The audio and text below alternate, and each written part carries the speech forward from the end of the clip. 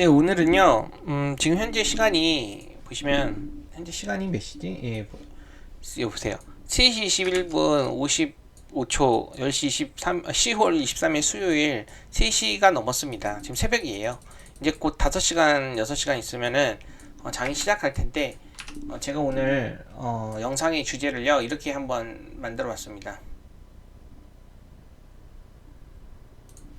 네, 시황 분석 후 오늘의 관심 섹터. 어떤 식으로 이제 매매할지에 대한 관점을 오늘 정리해보는 시간을 가져볼게요. 아직 구독과 좋아요 안 하셨으면 구독과 좋아요 눌러주시고 이제 한번 시작을 해보겠습니다. 오늘 저한테 이렇게 제가 질문을 항상 살펴보거든요. 그쵸? 유튜브에 올리면은 이렇게 주시더라고요. 신규주랑 한일단주 매매하신 관점. 그리고 두 번째는요. 영상 돌려보시는데 혹시 돌파 매매 시 돌파봉 저가인지 저가의 손절을 맞추는지 아니면은 돌파봉 시가의 손절을 맞추는지 여러 영상마다 어떤 건 저가 어떤 거는 시가라고 하길래 예를 들면 어떤 종목이 이렇게 돌파하잖아요. 이렇게 돌파봉이 나올 거 아니에요. 그쵸?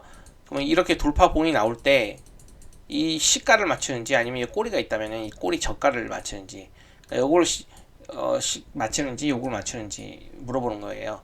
근데 이제 제 보통은요 일반적으로 시가를 맞춰요. 왜냐면은요 저가에서 이렇게 양봉으로 갈 때 있잖아요. 어떻게 이렇게 양봉으로 갈 때 사기 때문에 그 다음부터 이제 밀려버리면 좋은 징조가 아니거든요. 돌파매매는 매수하고 나서 바로 오르는 게 좋기 때문에 시가 저가까지 안 떨어지고 바로 올라야지 좋은 그런 돌파 매매이기 때문에 시가를 맞추는 경향이 더 강합니다. 근데 저가를 맞추는 경우는요 신규 상장주 같은 경우에요. 여기서 이제 신규 상장주 관점을 보여드리려고 했는데 신규 상장주 같은 경우 변동성이 좀 크기 때문에요. 돌파하다가도 바로 조금 저가 부근까지 밑으로까지 저가 이제 부근까지 갔다가 다시 올라가는 좀 변동성이 크기 때문에 신규 상장주 같은 경우는 돌파 매매 시 시가 저가로 잡습니다. 그럼 밑에서 다시 제대로 설명할 텐데 이 정도까지만 체크를 해보고요. 그리고 세 번째는 시황 분석에 대해서 설명을 이제 한번 물어보셨는데 오늘은 좀 자세하게 이걸 살펴볼게요. 그럼 일단은요. 저 현재 시장에 대한 그런 지수 차트를 보고 시황 잠깐 간단한 지수 차트를 분석을 해볼게요. 아직까지 구독, 좋아요 안 하셨으면 구독, 좋아요 부탁드리고요. 이제 시작하겠습니다. 근데 보통 이렇게 우리가 매매를 하다 보면요. 이런 느낌 받지 않아요? 아, 진짜 이거 왜 이래. 그냥 들어가는 것마다 다 떨어지고, 아, 차트 기법, 아, 짜증나. 막 지지선 사이에서 샀는데 이탈하고 또 손절되고, 아, 그러다 보면 아, 수익이 안 나지. 계속 손실만 쌓여가고, 막 스트레스 받고, 막 그런 적이 있죠. 최근 장세도 그런 느낌 받지 않나요? 뭘 사도 하락하고 내가 뭘 사도 떨어지고 이런 느낌이 받을 때가 많다면요. 한번 그때 지수를 한번 봐보세요. 지수 차트를. 그럼요. 지수 차트가요. 이렇게 역별인 경우가 많을 겁니다. 그러니까 무슨 말이냐면 제가 일단은요. 이 지수가 상승세가 이렇게 나오는 그런 구간 있잖아요. 이런 데서는 이렇게 지지받은 상승세가 나오죠. 그럴 때는요. 차트 기법도 잘 맞는데 이런 식으로 이 121선이거든요. 이 121선이 이제 여기서 이탈이 됐죠. 급락하고 다시 반등 후 120 저항, 급락, 저항, 그리고 다시 하락하는 그런 느낌이잖아요. 그렇기 때문에 이 121선 위에 있을 때는 좀 시장이 좋다라고 보시면 되고요. 시황이 좋다라고 보시면 되고 121선 아래에서 떨어졌을 땐 시황이 좀 안 좋다라고 이렇게 간단하게 생각해 볼 수도 있어요. 그러면은요, 우리가 보통요, 고수들이 이런 지수 역배열 장세 있잖아요. 역배열 장세는 어떻게 이제 매매를 할까요? 아마 고수들이 다 여기서 수익을 낼까요? 보통 시장이 하락하게 되면은 이 추세를 무너지고 잘 가던 종목들도요, 그 지지선 이탈되고 막 이렇게 급락하는 경우가 잘 나오거든요. 고수들도 예외일 수는 없어요. 다만 고수들은요 이렇게 시장이 하락하는 그런 구간에서는요 신용 비중을 조금 없애고 비중을 좀 현금 비중도 줄이면서요 당일 강한 해치 테마라고 하면은요 이제 지수가 상승할 때 하락하는 그리고 또 지수가 하락할 때 상승하는 그런 테마라고 보시면 돼요. 이런 것들이 해당이 돼요. 전통적으로 방산, 드론, 에너지, 물류, 해운, 식량 자원 이게 전통적인 그런 해치 테마의 대표적 사례고요. 원전도 해치 테마로 볼 수 있을까요? 해치라는 해치 테마가 정의가 지수가 상승할 때 하락하는 섹터, 지수가 하락할 때 상승하는 섹터라고 한다면요. 이 두 번째 조건에 어떻게 보면 맞겠네요. 이거는 지수가 상승했을 때도 상승했고요. 지금 최근에 이제 좋은 이슈가 나오니까 지수가 하락했을 때도 상승했던 그런 모습을 보였던 그런 테마거든요. 그래서 원전이 지금 좀 주의 깊게 보고 있는 테마 중에 하나입니다. 그래서 어쨌든 전통적인 그 해지는 이 5개로 보시면 되겠습니다. 그리고 최근에 신규 상장주도 가끔 해지 테마 역할을 할 때가 있어요. 강한 테마가 없을 때, 해지도 뭐 그렇게 강하지 않을 때는요, 이 신규 상장주가 개별 주도주로서 엄청난 강한 그런 흐름을 그 시장의 수급을 빨아들일 때가 있어요. 그 정도로만 체크를 해보겠습니다. 일단은. 그래서 대부분 초보들은요, 이렇게 상승장에서요, 보통 이렇게 상승하는 그런 지수가 상승하는 이런 상승장에서 수익을 볼 수도 있어요. 수익을 거두었던 그런 수익들 있잖아요. 그러면 그런 수익들을요, 이런 장이 다 까먹어요. 그리고 손실로 전환되는 경우가 많습니다. 하지만요, 고수들은요, 알아요. 상승장에 벌었던 그런 돈들을요, 하락장에서 다 뱉은 경험들이 있으신 분들일 거예요.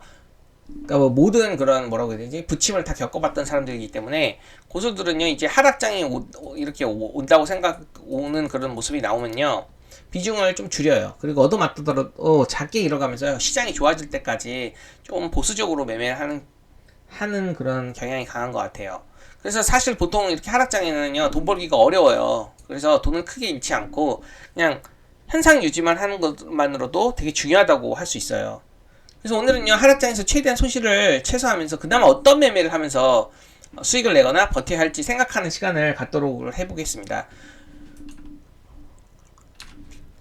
지수가 지금 지수 차트가 지금 이런 흐름이라고 했잖아요. 상승하고 이 이 지지대를 이탈하고 이제 저항이 되죠. 60과 120 저항되고 맞고 또 역시 60과 저항 맞고 이렇게 흘러가고, 최근에는요, 이런 흘러가는 흐름에서 여기 보시면 삼각수렴 패턴이거든요.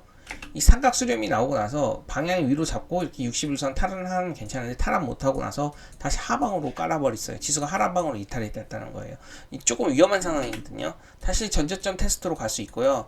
이 전저점이 이탈하면 다시 이전 저점까지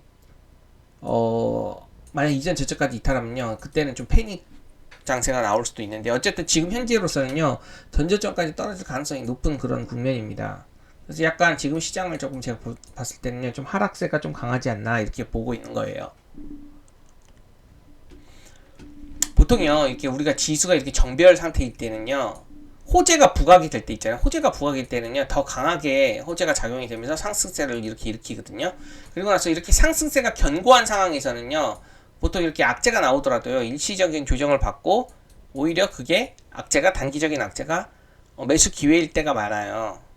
그러고 나서 그 악재가 해소되면 다시 이렇게 상승으로 올라오고. 하지만요, 하락장에서 있잖아요, 이렇게 장기평선을 이렇게 이탈하고 하락장에서는요, 이 같은 악재로 이렇게 하락했던 그런 이슈들을 하더라도요, 이 역배열 속에서는요, 더 크게 악재가 부각이 받으면서 낙폭을 확대하는 경우가 많아요. 그리고 여기서 좋은 이슈가 나오다 하더라도, 호재 이슈가 나오더라 하더라도 바로 쉽게 상승 전환을 하면서 저항을 뚫고 올라가기보다는 좀 이렇게 다시 막히고 밀리는 그런 흐름이 많이 나옵니다. 그러니까 한마디로 호재가 잘 먹히는 건요, 이렇게 상승장에서 잘 먹히고요, 이렇게 하락장에서는 호재도 잘 안 먹히는 경향이 강하고, 악재는 오히려 이렇게 상승장에서는, 이렇게 상승하는 그런 장에서는요, 악재도 단기적인 일시적 조정으로 보면서 매수 기회로 삼을 수 있지만요, 하락장에서는 악재가 크게 먹히면서 이렇게 크게 급락을 일으킬 수 있는, 낙폭 상황을 일으킬 수 있는 그런 차트가 잘 나옵니다. 그래서 저 같은 경우는 이렇게 보시면은 지금 최근에 이렇게 하락의 그런 모습을 보이기 때문에요, 이런 해지성 테마의 이슈에 좀 관심을 가지는 것이 좋다고 생각을 하고 있어요. 그래서 하락장에는 방망이를 짧게 잡아서 매매해야 되는데, 그렇기 때문에 이런 이슈들을 좀 잘 파악해야 돼요. 최근에는 해지로서 방산 쪽이 가장 많은 이슈가 나오고 있는 상황이거든요. 근데 제가 오늘 상황을 한번 볼게요. 이렇게 저한테 채팅을 주셨어요. 어떤 분이 보시면은, 제가 최근에 이제 영상 많이 올렸는데, 이제 영상 보면서 많이 성장하는 것 같다고 좋은 댓글을 남겨주셨는데, 이분이 오늘 이제 주도 섹터에서 재료가 나왔던 5%, 오늘 방산 이슈가, 오늘장에 방산 드론 그런 관련 이슈들이 나왔잖아요. 이런 쪽에서 이게 주도 섹터가 된 걸 확인하고, 이제 개별 이슈로서 5%가 강하게 오후장에 대장 교체가 나오면서 제이시언 시스템을 이겨내면서 대장 교체가 나왔거든요. 그래서 이제 이런 종목을 매매하는 것들을 매매를 해가지고 수익을 낼 수 있다고 하더라고요. 그러니까 주도 섹터에서 나오는, 당연히 주도 섹터 파악해서 주도 섹터에서 나오는 개별 이슈들은 항상 체크를 해서 그런 거는 매매를 해볼 수 있다, 이런 관점을 제가 이전 영상에 설명드린 것들이 있는데, 그거에 대해서 이제 설명드렸는데, 제가 여기다 또 질문 하나 주셨더라고요. 오전장에 이제 한일 단조를 자기 이제 좀 좋게 봐갖고 눌림을 잡았다가 손절을 했는데 관점 좋았던 거 맞냐고 물어보시더라고요. 그래서 이거에 대해서 제가 설명을 하는 시간을 가져보도록 하려고 하는 겁니다. 그래서 오늘 오전장은요 보시면은요 그 전쟁 관련 이슈들이 많이 부각이 많이 나왔어요. 전일요. 그래갖고 드론과 방산이 좀 오전장에 강한 흐름을 보였고 지수가 하락하면서 아까 그 삼각 수렴 패턴에서 밑으로 하방으로 이렇게 깔잖아요. 하락 N자형 파동이 나오는 그런 모습이죠. 그러면서 지수 이 해지 테마에 관심을 많이 가지면서 제가 매매를 해봤는데 특히 방산과 드론이 강했던 그런 모습이었습니다. 오전장 한일 단조가 전일 전고점 이렇게 N자형 돌파 구간이었는데 여기서 윗꼬리 잡고 밀렸는데 다시 갭상승하면서 오늘 상한가를 가는 모습입니다.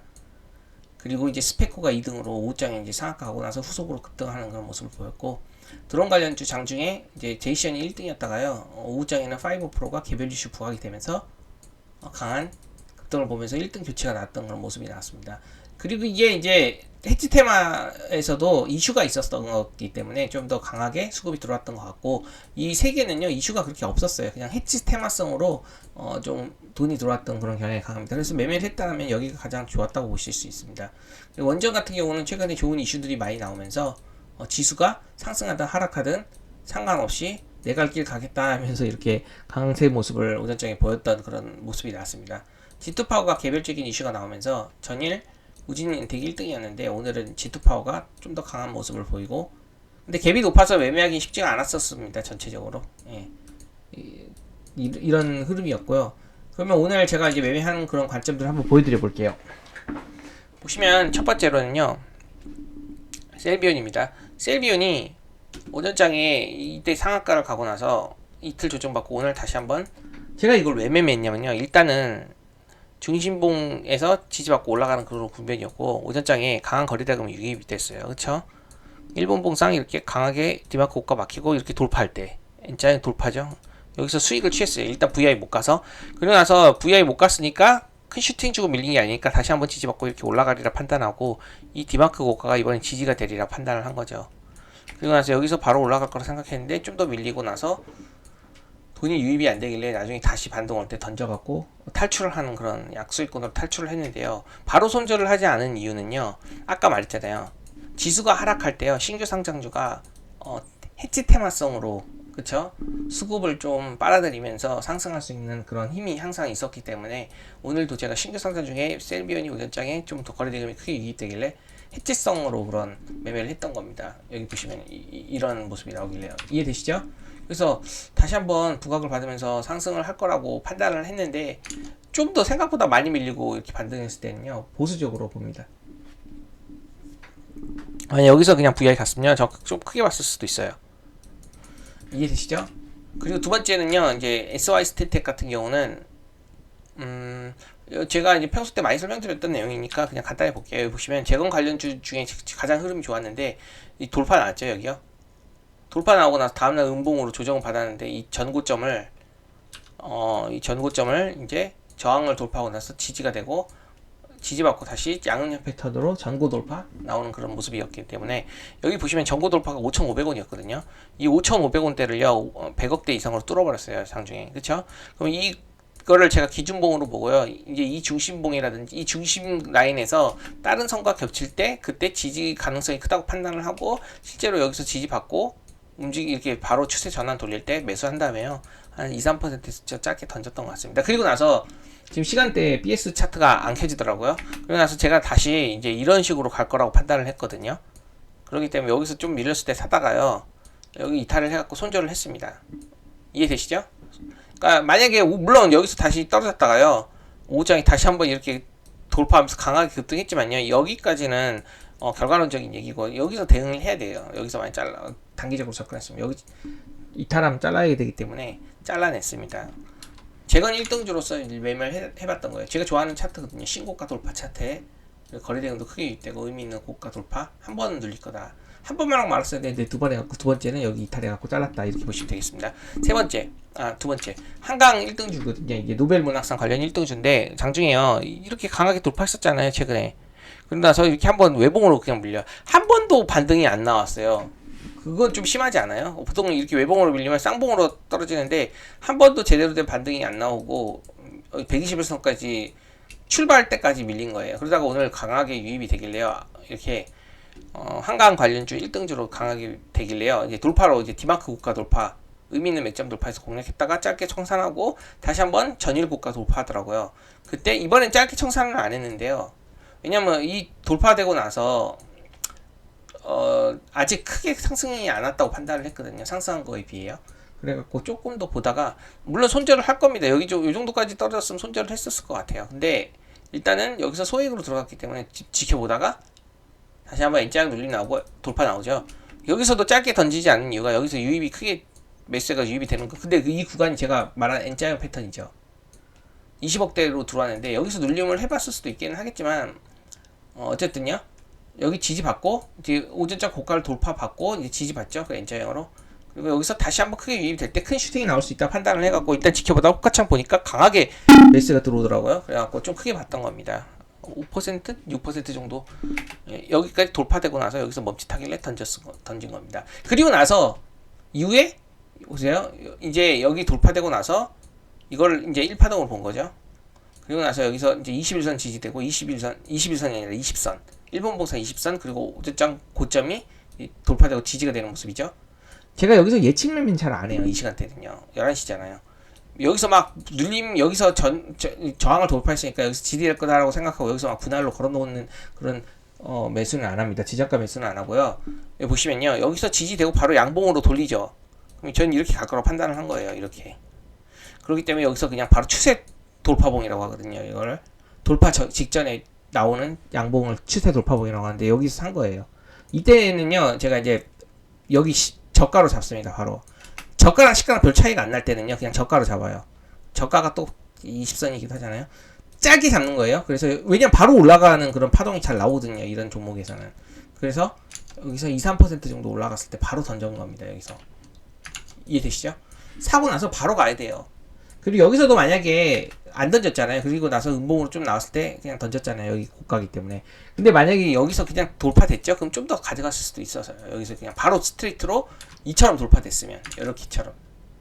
근데 여기서 또 멈칫하더라고요. 그래서 그냥 던졌습니다. 짧게. 여기 돌파 못할 수도 있어서. 이거 한 2.5%, 3% 정도 됐을 겁니다. 여기까지 관점이 이해되시죠? 그러니까 한마디로 이런 돌파 구간에서 접근할 때 있잖아요. 이런 돌파 구간, 이 돌파에서 접근할 때 이 돌파봉 시가를 손절로 잡는 거고요. 그럼 여기 추세 전환봉, 이 추세 전환봉에서 접근할 때는요. 저가랑 시가랑 크게 차이 안 나면요. 저가로 잡고요. 만약에 이 꼬리가 길다, 이렇게 꼬리가 길어요. 그럼 시가로 잡습니다. 이해되시나요? 아까 그거 물어보셨잖아요. 돌파봉 시가냐 저가냐. 꼬리가 길면요. 일단은 손절가가 커지기 때문에 시가로 잡아요. 왜냐면 여기서 그냥 바로 올라야 되거든요. 이 꼬리까지 밀릴 때까지 크단 말이에요. 이럴 때는 근데 꼬리가 짧아요. 그럼 저가로 잡는다는 거예요. 상황에 따라 다른데 그냥 시가로 하고 그냥 원칙적으로 보시면 편할 것 같습니다. 하지만 신규 상장주 같은 경우는 제가 아까 설명을 잠깐 안 드렸지만 이 신규 상장주 같은 경우는요. 이게 변동성이 좀 크거든요. 시가가 좀 크고 여기 돌파됐잖아요. 여기 보통 저가 잡는 경우도 많습니다. 이렇게 큰 금액이 들어왔다는 게 판단이 된다면요. 좀 흔들더라도 저가까지는 좀 버텨보는 경향이 있어요. 왜냐면 손절 한 마이너스 5% 정도 잡는다 치고요. 뭐 한 10%, 20% 손익비로 싸우려고 들어가는 거거든요. 그래서 잦은 변동으로 던지려고 했던 건 아니에요. 그래서 저가가 확실히 이탈됐을 때 신규 상장주는 그때 손절을 좀 합니다. 조금 타이트하게 잡진 않아요. 손절을. 신규 상장주 변동성이 크기 때문에요. 이해되시죠? 그러면 아까 그 두 번째 질문이 설명됐을 것 같아요. 지금 여기요. 그쵸? 돌파봉 저가인지 돌파봉 시가인지 상황에 따라 다르지만 돌파봉 시가와 저가와 큰 차이가 안 난다면 저가로 잡지만 좀 큰 차이가 난다면 시가로 잡아요. 근데 신규 상장주는 변동성이 크기 때문에 그리고 또 손익비를 좀 크게 노렸기 때문에 5% 손절하려고 맘먹고 들어가고요. 돌파 매매할 때 10% 이상 먹으려고 들어갔기 때문에 돌파봉 저가로 잡는 경향이 있습니다. 이거는 이제 설명이 됐던 것 같아요. 신규주랑요. 한일단주 매매 관점 지금 보면서 설명드리겠습니다. 이것도 설명됐죠? 이제 한세 24도 이해가 되셨죠? 어떻게 접근하지? 매매 관점이 이해되셨죠? 이제 한일단주가 나오네요. 보통 방산이 아까 강했잖아요. 해지 테마 중에 방산이 가장 이슈가 있으면서 강했는데요. 우선장에 여기 보시면 전일 제가 이제 일봉상 돌파 구간 그리고 이제 지수가 좀 하락했을 때 공략을 했었잖아요. 그리고 오늘 다시 지수가 이렇게 N자형으로 하락했잖아요. 아까. 그러면서 이게 처음에는 가지 않고 이렇게 좀 회복하다가 나중에 이렇게 돌파가 났죠. 전 신규 상장주는요, 신규 상장주가 아니라 해치 테마 같은 경우는요, 장중에 뭐 예를 들면 지수가 뭐 의미 있는 전저점을 이탈한다. 그러면서 해치성 테마가 갑자기 강해진다. 그럼 그 세부 섹터가 어떤 쪽이 강한지, 뭐 방산과 드론이 어디에 돈이 더 많이 들어오는지 파악하고요. 1등주 돌파 매매 위주로 해요. 저 해치 테마는 약간 눌림을 잘 안 하는 편이에요. 왜냐면요, 이게 시총이 좀 가볍거든요. 시총이 좀 가볍기 때문에 의미 있는 맥점 구간을 돌파할 때 강하게 탄력이 나오거든요. 그리고 강하게 뭐 10% 이상 탄력이 나오고 나서 조정을 받으면요, 이 조정받고 바로 가야 되는데 또 여기서 지지와 저항의 신뢰도가 약해요. 해지 테마 같은 경우는요, 시총도 또 작기 때문에. 그렇기 때문에 눌림으로 수익을 좀 보기가 좀 어렵더라고, 해지 테마는요. 그래서 만약에 아까 그 물어보신 분이 여기 돌파되고 나서 이런 데서 큰 돈이 들어왔기 때문에 여기서 한번 지지해볼 눌림 해볼 수 있지 않냐? 이렇게 본다면요. 물론 이렇게 갈 수도 있겠지만 1등이라서, 그쵸? 근데 해치 테마는 강하게 1차 급등이 크게 나온다며 바로 이어진 다음에 변동성이 크게 나와요. 지지저항의 신뢰도가 좀 약해요. 그러다가 다시 이렇게 급등이 찍고 웃장해요. 그렇기 때문에 저는 차라리 이런 돌파 구간에서 매매를 하고요. 이런 구간에서 오히려 매매를 하는 경향이 있어요. 해치 테마는. 아까 이럴 때 공략할 때는요, 돌파봉 시가겠죠. 보겠습니다. 여기 보시면요. 이거는 여기서 공략했다면 돌파봉 시가를 잡고 이렇게 봤던 거고, 이거 보세요. 10% 넘잖아요. 만약에 이제 추세 전환봉으로 여기를 만약에 돌파를 했자 쳐. 큰 금액이 들어오고, 그러면 이런 돌파봉에서 접근했다면요, 여기를 잡는 거죠. 최대한. 여기 이탈은 무조건 던지겠다. 이렇게 보는 거죠. 이해되시죠? 저는 이렇게 의미 있는 구간을 돌파할 때 돌파봉으로 잡는 걸 좋아합니다. 그 뭐라고 해야 되지? 그 해지 테마의 그런 매매는요, 눌림이 신뢰도가 좀 떨어지기 때문이에요. 보세요. ST 그리고 로지시스도 보세요. 여기 이렇게 반등 올 때 일봉상 강하게 급등하고 나서 나중에 한번 크게 밀리고 다시 한번 급등하죠. 눌림으로 접근하면요, 요걸 먹기가 좀 힘들어요. 다 손절이 될 가능성이 커요. 그렇지만 제가 이제 이거는 지지저항으로 봤지만요, 시황을 좀 더 잘 이해했던 사람들이 있을 거 아니에요. 예를 들면 이 삼각수렴 패턴으로 난 지수가 추가 급락이 좀 더 크게 나올 것 같다, 여기서는 다시 올리기가 쉽지 않은 상황이다 라고 판단이 된다면요, 해지 테마 움직임이 다시 나올 수 있다고 판단이 되는 근거가 여러 가지가 있다면, 단순히 차트를 보고 이렇게 떨어졌을 때 손절을 하는 게 아니라 조금 분할로 천천히 매수하고, 왜냐면 해지가 지금 강한 흐름이 나올 수 있다고 판단이 된 거죠. 이슈의 연속성이 있고 또 지수 차트 흐름 시황상 지금 추가 급락 가능성이 큰 차트 구간이기 때문에 이거는 조금 흔들더라도 나중에 다시 한번 크게 급등할 수 있는 그런 상황이 훨씬 나올 가능성이 크기 때문에 조금 더 모아가지고, 그리고 또 여기도 오전장 고가가 지지가 아직 이탈 안 됐잖아요. 좀 모아가지고 다시 급등할 때 던지는, 그렇게 나왔을 수도 있어요. 또 이게 1등 주고 자금도 많이 들어왔기 때문에 단번에 끝나지 않을 거라고 판단한다면. 근데 차트적으로는 여기서 접근하는 차트적으로 눌림 접근했다면요, 여기서 손절하는 게 원칙적으로 맞긴 합니다. 이해되셨나요? 그리고 해지 테마 이렇게 움직임이 좀 변동성이 강하기 때문에 저 같은 경우는 이렇게 보세요. JCN이 또 장중에 들어온 1등주였는데 이렇게 의미 있는 고점 돌파할 때 있잖아요. 이때 탄력이 잘 나오거든요. 이렇게 돈이 크게 터지면서 한 10%가 순식간에 나오기 때문에 맥점 잘 잡아갖고, 그러니까 오늘도 해치 테마가 강할 수 있잖아요. 그렇기 때문에 사전에 준비를 다 해야 돼요. 관심 종목 준비를 다 하고 나서요, 어디서 돈이 제일 많이 들어온지 계속 지켜보고 있어야 돼요. 그리고 1등주라고 판단이 되면 빠르게 차트를 본 다음에 그 종목이 이렇게 맥점 돌파 구간이다, 그리고 지수도 진짜 전저점 이탈하면서 좀 안 좋은 이슈들이 많이 나오고 있다라고 판단이 된다면 이런 것들을 돌파로 공략을 하는 겁니다. 근데 만약에 너무 여기 고점에서 봤어요? 알게 됐어요? 그럼 그냥 놔주는 거예요. 왜냐면 크게 슈팅 준다며, 크게 슈팅이 크면 클수록요, 다시 한번 눌림이 이렇게 크게 슈팅이 이렇게 나오죠. 그럼 눌림 받고 이렇게 가기보다는요, 크게 슈팅 나오면 다시 한번 이렇게 급락이 하고 나서 어느 정도 매무서하고 다시 이렇게 올라가는 경향이 강하거든요. 해치 테마들은요. 그래서 보시면요, 여기서 보시면 이렇게 급등했다가 다시 급락했다가 다시 급등했다가 횡보하다가요, 오후장에 다시 한번 이렇게 급등하는 모습을 보이는 겁니다. 제시안도. 아까 한일 단저도 스페코도 다 그런 모습을 보였어요. 근데 이제 파이버 프로가 중간에 개별 이슈가 받았단 말이에요. 이 파이버 프로 북의 러시아 파병 맞대응 어쩌고저쩌고 나왔죠. 그러면서 이제 이슈가 개별 이슈가 부각되면서요. 드론 1등주가 교체된 거예요. 제이시연에서 이제 5 프로로요. 여기서 의미 있는 구간을 돌파하고 이렇게 거래량이 크게 유입되죠. 그러니까 이런 거를 개별 이슈, 오늘 주도 섹터가 방산 드론 그쪽 해치 테마에서도 가장 강한 방산 드론 쪽이었잖아요. 그게 가장 강한 주도 섹터이기 때문에 여기서 나온 이슈들은 좀 잘 먹힐 가능성이 크기 때문에요. 이런 식에서 돌파로 공략을 해볼 수도 있던 겁니다. 이게 뉴스 매매라고 하죠. 이런 걸 소위요. 그렇죠? 근데 뉴스도 잘 통하는 뉴스는요. 주도 섹터에서 나오는 뉴스고요. 그런 것들이 좋은 재료가 이렇게 부각이 됐을 때 뉴스가 수급으로 유입이 되면서 주도주가 될 가능성이 큽니다. 주도 섹터에서 나왔다면 개별 이제 주도주의 모습을 보이는 경우가 큽니다. 그리고 여기 보시면 여기나 의미 있는 일봉상 돌파도 나왔고요. 그런 관점에서 아까 이분이 공략을 했던 거라고 보시면 됩니다. 이전 영상에서 자세히 설명드렸으니까요.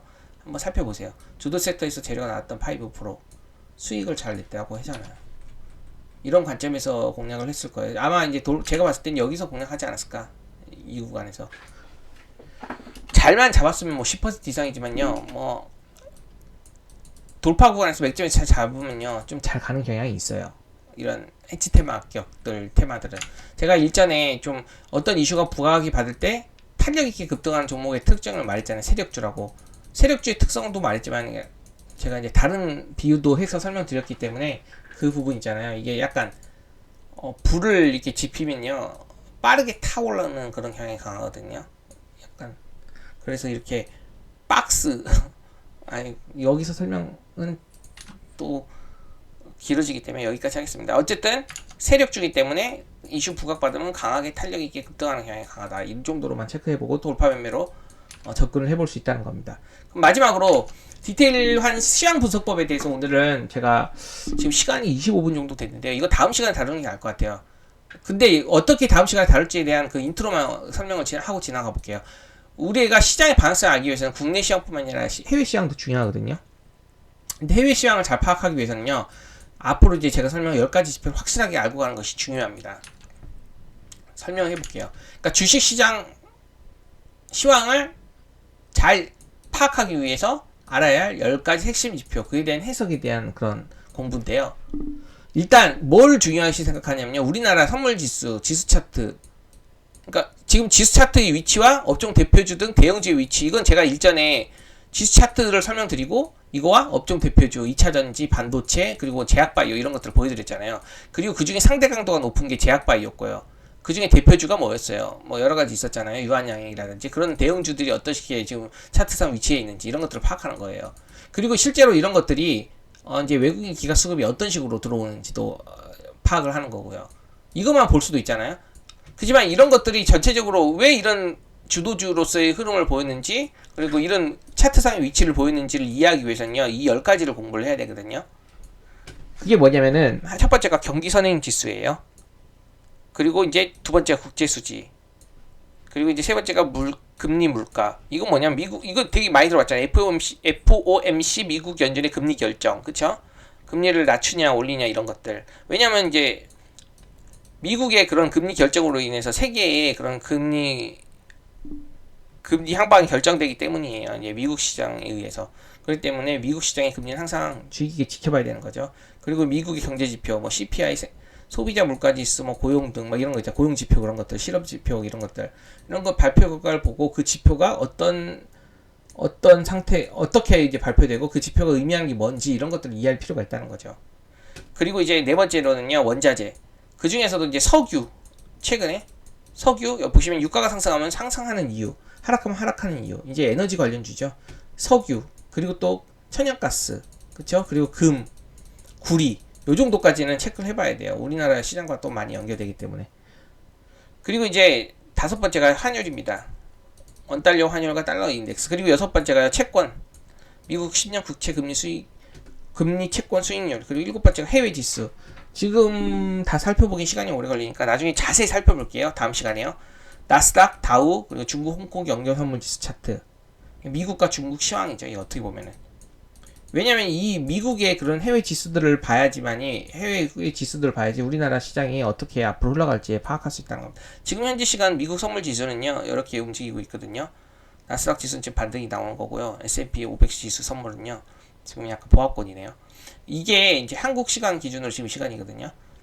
이게 어떻게 끝나냐에 따라서 한국장이 어떻게 시작이 되고 움직일지에 대해서 어느 정도 예측이 가능하기 때문이에요. 그거를 해석하는 방법을 다음 시간에 다루기로 하겠습니다. 그리고 공포지수와 우리나라의 변동성 지수, 그렇죠? 북핵 리스크, 그리고 부동산 경기, 이 10가지를 다 공부를 하고 나서요. 시황을 정확하게 이해한 다음에요. 그 다음에 실제로 이 시황을 어떤 식으로 이해하고 매매에 활용하게 될지에 대해서 설명해보는 시간을 다음 시간에 가져볼게요. 제가 일전에 다 글로서 정리를 해놨는데요. 이거를 영상으로 찍을게요. 제가 보시면은, 그쵸? 시황을 어떻게 파악하는지, 그리고 그 핵심 지표에 대한 해석. 제가 이제 부전공으로 한 게, 제가 경영학을 전공했는데 부전공으로 경제학을 부전공을 했거든요. 경제학이요. 그래서 이제 거시경제학, 그쵸? 미시경제학, 국제경제 이 세 가지는 좀 깊이 공부한 적이 있어요. 지금 설명한 내용들은요, 거시경제학과 좀 관련된 내용들이기 때문에요. 나중에 좀 이론적으로도 제대로 한번 살펴보고 그게 주식시장에 어떤 영향력을 끼치는지에 대해서 위주로 제가 차트적으로, 이거 다 차트 있거든요. 차트 다 있습니다. 차트와 함께 같이 분석하면서 설명하는 시간을 가져보도록 할게요. 이것까지 오늘 다 하면은 시간이 1시간이 충분히 넘어가 버릴 것 같아서 지루할 것 같아서 지금 30분 됐으니까 30분에 끄는 게 좋을 것 같아요. 여기 보시면은요, 증권사에 되게 에서 분석 많이 해주잖아요. 시황과 이제 금리 분석, 물가 분석 뭐 그런 것들. 그런 것들을 어떻게 해석하고 볼지. 이 사람들이 해석해주는 거 결과치 다 내주면요. 우리는 그것들 결과치를 어떻게 해석하고 앞으로 어떻게 시장이 움직일지 사전에 좀 예상만 해두고 실제로 예상대로 흘러가는지 안 흘러가는지에 따라서 대응을 하면서 매매를 하는 겁니다. 이해되셨죠? 그러면 오늘은 여기까지 하고요. 신규주 매매 있잖아요. 제가 아까 관점 여기다가 자세히 설명드렸거든요. 제가 이제 예를 들면 YJ 링크는 20% 수익을 취했잖아요. 아까 설명했나? 이거 반복되나? 그렇죠? 이게 왜 이제 손익비를 좀 이제 한 5% 손절 잡을 거 생각하고 10% 이상 먹을 생각으로 들어간 거예요. 왜 그런지는 이 위에 영상 꼭 보시면 이해됩니다. 그리고 루미르도 마찬가지고요. 루미르도 여기 보시면요, 4% 12% 던졌는데 예전에 TDS팜이 미친듯이 상승하고요. 다음날요, M83이 엄청나게 상승한 그 차트랑 똑같습니다. 거의 비슷하다고 보면 돼요. 이번에 YJ링크가, 루미르가. 그래서 제가 YJ링크가요, 이렇게 100% 장중에 상승하는 것들을 보고, 다음날 루미르가 상승할 때요, 많은 사람들이 관심을 갖겠다. 이것도 예전에 M83처럼 나올 수 있겠다. 이렇게 생각하고, 돌파 기법을 사용한 겁니다. 신규주 돌파 기법. 왜냐면 신규주들은요, 방금 말했듯이 광기가 일어나면 엄청난 상승이 가능하거든요. 하루 만에. 그렇기 때문에요. 특히 시장이 안 좋을 때 개별 신규주가 수급을 다 빨아먹는 상황이 나올 수가 있어요. 이렇게 하루에 오전장에 그냥 압도적으로 거래대금 1등이었습니다. 그러면서 모든 시장의 자금들이 여기로 쏠리면서요, 엄청나게 이게 독주하는 그런 광기를 보일 때가 있거든요.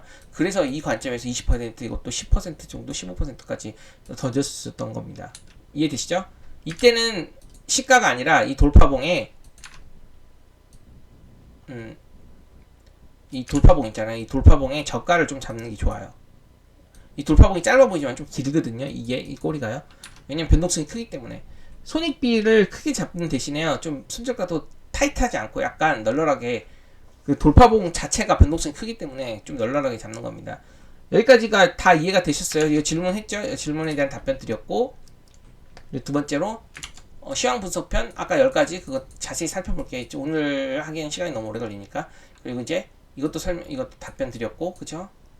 마지막에 아까 신규 상장주, 한일 단주 매매 그 관점 설명드렸죠.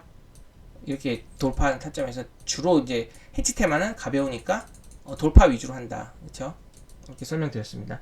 왜냐면 눌리면 잘 안 맞는 가격이 지지저항의 신뢰도가 좀 떨어지기 때문에요. 그러면 여기까지 영상 찍고 마무리하고요. 다음 시간에 좀 자세히 살펴볼게요. 10가지 지표에 대해서는요. 내용 좋았다면 구독, 좋아요 부탁드리고 다음 시간에 뵙도록 하겠습니다.